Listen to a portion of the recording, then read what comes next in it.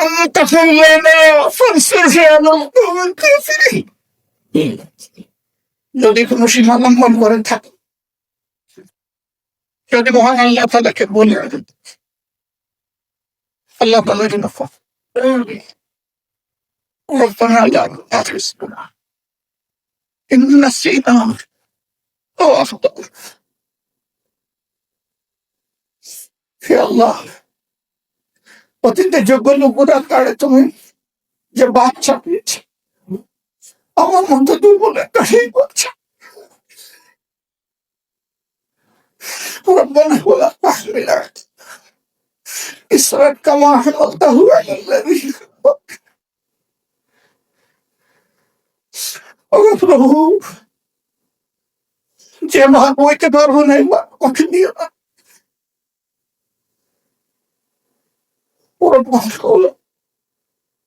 وحبي والله وفضل وعملنا أنت فرنا فانصرنا على القوم الكافرين প্রিয় সহকর্মীবৃন্দ, আমার ভুলের কারণে আমাকে ঘৃণা করবেন না। আরো বেশি করতি আমার কাছে আপনারা বলছেন, আমাকে সমালোচনা করে আপনারা সংশোধন করে দিবেন সুযোগ। আপনাদের এই সমালোচনা আমি যাতে খোলা দিল দিয়ে কবুল করতে পারি, আল্লাহ তাআলা আমাকে শীতল না সম্মানিত সুধীমন হতে আমরা আপনাদের কৃতজ্ঞতা আদায় করছি। অতি শর্ট দাওয়াতে আপনারা সকলে আমাদের দাওয়াতে সাড়া দিয়ে এখানে উপস্থিত হয়েছে। আপনারা নিজ নিজ দায়িত্বের জায়গায় অত্যন্ত গুরুত্বপূর্ণ, আমি বিশ্বাস করি অনেক গুরুত্বপূর্ণ কাজ রেখে আপনারা এখানে এসেছেন। আপনাদের এই পরিশোধ করার কোন যোগ্যতা আমাদের নেই, শুধু আল্লাহ তাআলার দরবারে দোয়া করি আপনাদের এই ওকালত, এই বন্ধুত্ব, আপনাদের আমাদের প্রতি ভালোবাসা, উত্তম প্রতিদান আল্লাহ যেন আপনাদের সকলকে দান করুন। সম্মানিত রাজনৈতিক সহকর্মীবৃন্দ, তিনি বন্ধুগণ, আমরা দেশের সাথে জনগণের সাথে একসাথে কাজ করি। আমরা মানুষ, অনেক সময় আমাদের চিন্তা মিলে যায়, আবার অনেক সময় মিলেও না।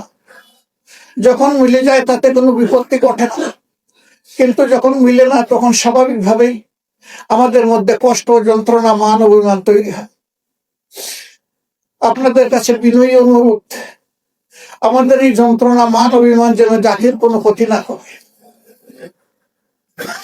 এটি যেন আমাদের মধ্যেই সীমাবদ্ধ থাকে। আমরা যেন পরস্পরের সাথে পরামর্শের ভিত্তিতে সমাধান করে নিতে পারি।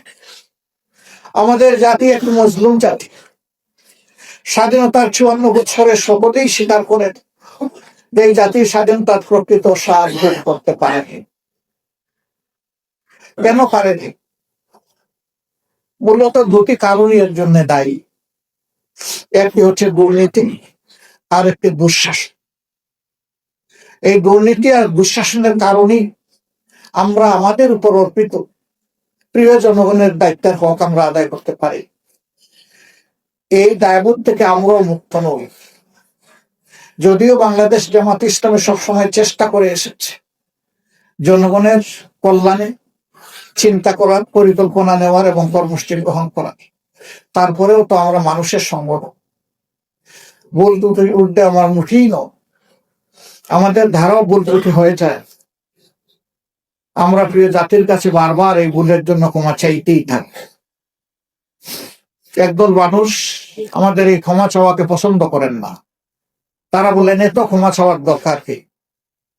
রাসূল করিম সাল্লাল্লাহু আলাইহি ওয়াসাল্লাম আল্লাহ তাআলা যাকে বেহেশতের ওয়ারেন্ট দিয়েছে, আগের পরে সমস্ত গুনাহ খাতা ক্ষমা করার সুসংবাদ দান করেছেন, তিনি বলেছেন, হে আমার উম্মত, তোমরা জেনে রাখো আমি দিনে কমপক্ষে 70 বার অথবা 100 বার আমি আমার আল্লাহর কাছে ক্ষমা চেয়ে থাকি, তওবা করে থাকি। যার আল্লাহ আগের পরে সব মাফ করে দিয়ে জান্নাতের ওয়ারেন্টি দিয়েছে, তিনি আমাদেরকে শিখিয়ে গিয়েছেন এই মাপ চাওয়াটা মুহূর্তের লক্ষণ। দুনিয়ার বোঝা দুনিয়ায় হালকা করার সুবিধা, দুনিয়ার বোঝা ঘাড়ে মরে আখেরাতে যাওয়ার প্রয়োজন নেই। এ বোঝা এখানেই হালকা হয়ে যাওয়া দরকার।